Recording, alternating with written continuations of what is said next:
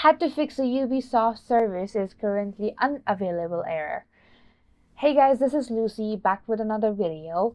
So let's get started. So the first step to fix this error is check for the pending updates. To do this, go to search and type in Windows Updates. So click on Windows Updates and check if there are any updates. If there are any updates, update it. Otherwise, let's hop into the next step.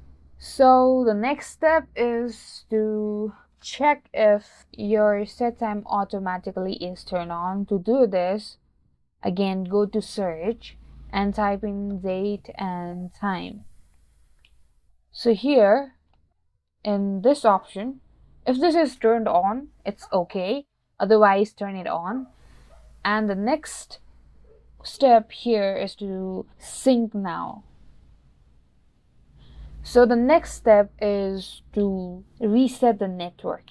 For this, again, go to search and type in network reset. Here, you need to reset your network.